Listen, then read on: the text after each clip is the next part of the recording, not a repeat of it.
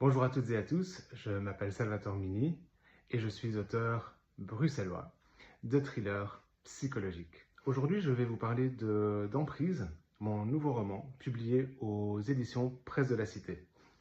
Alors, Emprise est un thriller psychologique, j'insiste, c'est un roman, ce n'est pas un pamphlet contre les violences conjugales et les relations toxiques, même si c'est le thème principal du roman.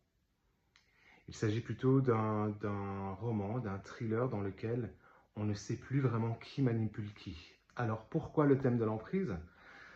Simplement parce que ce sujet me parle, c'est-à-dire que j'ai ouvert les yeux autour de moi, j'ai observé un petit peu et je me suis rendu compte que beaucoup plus de personnes que l'on côtoie sont sous l'emprise de quelqu'un d'autre. Alors pas forcément l'époux ou l'épouse, mais on peut très bien être sous l'emprise d'un frère, d'une sœur, d'un ami, d'un patron, même parfois. Donc voilà, moi j'ai décidé de me concentrer sur la relation toxique au sein d'un couple, mais pas que, puisque on sent bien dans Emprise qu'il y a quelque chose aussi qui touche à l'emprise au niveau de la relation entre frères et sœurs, entre deux collègues. Donc voilà.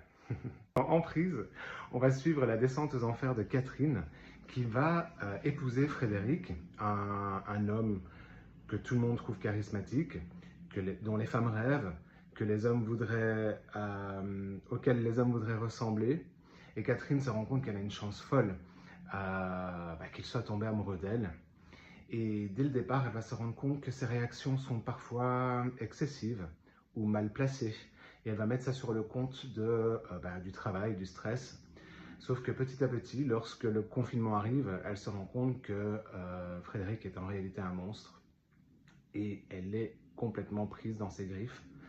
Et elle doit elle-même combattre ses propres démons pour sortir indemne de cette histoire.